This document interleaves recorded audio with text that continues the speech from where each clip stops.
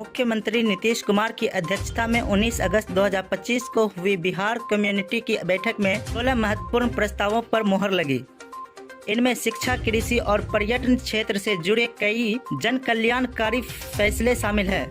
खास तौर पर बिहार लोक सेवा आयोग की प्रारंभिक परीक्षा का शुल्क 100 रुपया तय किया गया, जबकि मुख्य परीक्षाओं को निःशुल्क कर दिया गया। इसके अलावा राजकीय शिक्षक पुरस्कार की राशि 15,000 रुपये से बढ़ाकर 30,000 रुपये की गई। गन्ना उद्योग विभाग की नियमावली 2025 को भी मंजूरी दी गई, जिससे गन्ना किसानों को लाभ होगा। साथ ही पर्यटन को बढ़ावा देने के लिए 5 स्टार होटलों का निर्माण को स्वीकृति दी गई। यह फैसला बिहार के विकास को गति देने और रोजगार सृजन में महत्वपूर्ण भूमिका निभाएगा।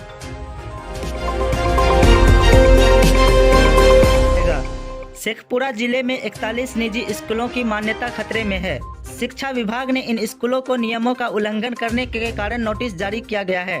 जांच में पाया गया कि कई स्कूलों में बुनियादी सुविधाओं की कमी है और शिक्षकों की नियुक्ति में अनियमितताएं हैं। विभाग ने इन स्कूलों को 15 दिनों के भीतर कमियों को दूर करने का निर्देश दिया है।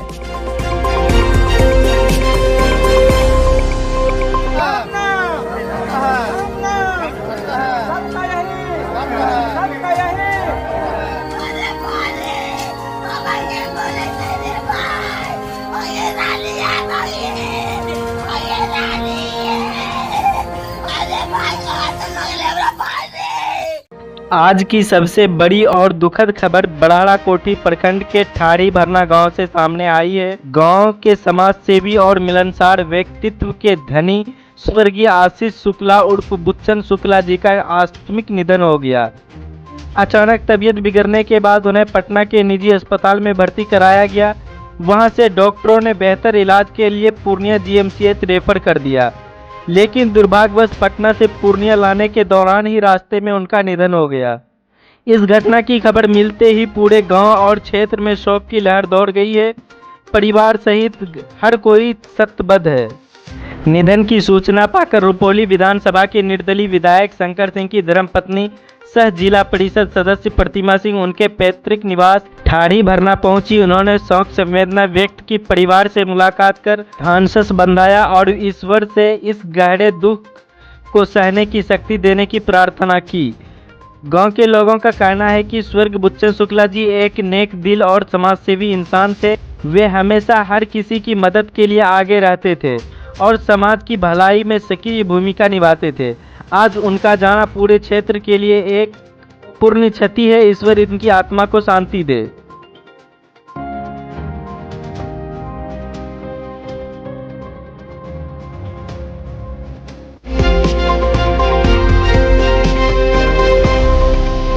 मुख्यमंत्री नीतीश कुमार के बेटे निशांत कुमार ने 18 अगस्त को घोषणा की, बिहार सरकार ने पहले 50 लाख नौकरियों का वादा किया है और अब अगले 5 वर्षों में 1 करोड़ नौकरियों और रोजगारों के अवसर सृजित किए जाएंगे। इसके साथ ही सामाजिक सुरक्षा पेंशन को 400 रुपये से बढ़ाकर 1100 रुपये किया गया, जिससे 1.11 करोड़ लाभार्थी प्रभावित होंगे। नीतीश सरकार ने 125 यूनिट मुफ्त बिजली, जातीय जनगणना और शिक्षा सुधार जैसे कदमों को भी अपनी उपलब्धियों में गिनाया।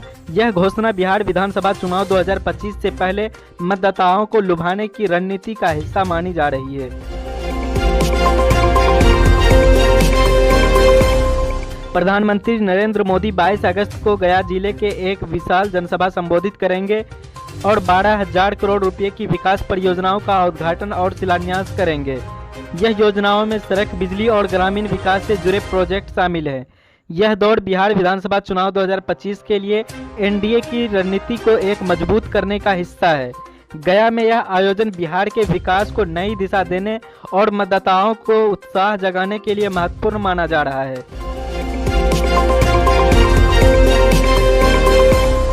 नेता प्रतिपक्ष तेजस्वी यादव और कांग्रेस नेता राहुल गांधी के नेतृत्व में इंडिया महागठबंधन ने 17 अगस्त 2025 से बिहार में 16 जिलों की वोट अधिकार यात्रा शुरू की है, जो 1 सितंबर तक चलेगी। यह यात्रा रोहतास जिले से शुरू होकर 20 जिलों से गुजरेगी और पटना में समाप्त होगी। तेजस्वी ने आरोप लगाया कि चुनाव आयोग और सत्तारूढ़ एनडीए वोटर लिस्ट में हेराफेरी कर रहे हैं। इस यात्रा का उद्देश्य वोट के अधिकार की रक्षा और चुनाव आयोग की कथित अनियमितताओं का उजागर करना है। बिहार में विशेष गहन पुनरीक्षण यानी SIR के तहत 65 लाख मतदाताओं के नाम वोटर लिस्ट से हटाए जाने का मामला गरमाया हुआ है।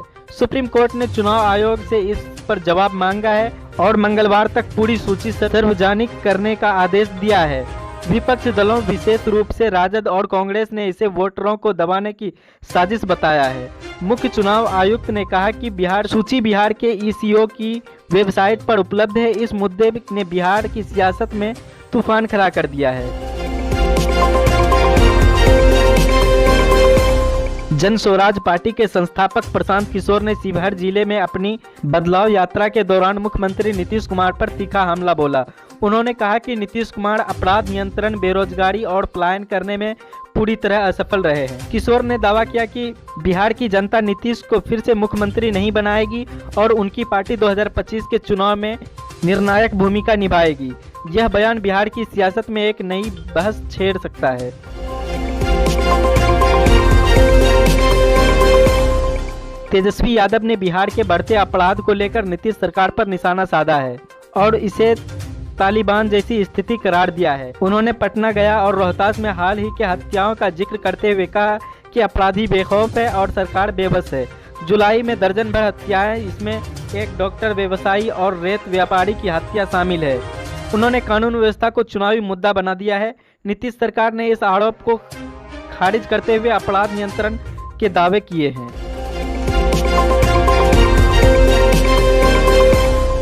जेडीयू ने 2005 से 2025 तक नीतीश कुमार के कार्यकाल की उपलब्धियों को दर्शाने वाली बुकलेट 2005 के बाद बदलता बिहार जारी की है।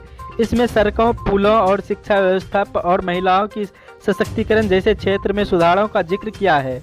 बुकलेट में बताया गया कि सड़कों की लंबाई 14,468 किलोमीटर से बढ़कर 26,081 किलोमीटर हो गई है। जेडीयू इसे पंचायत स्तर तक पहुंचकर ग्रामीण मतदाताओं को लुभाने की कोशिश कर रही है। नीतीश का नारा "मैं वोटर की चिंता करता हूं" जोर पकड़ रहा है।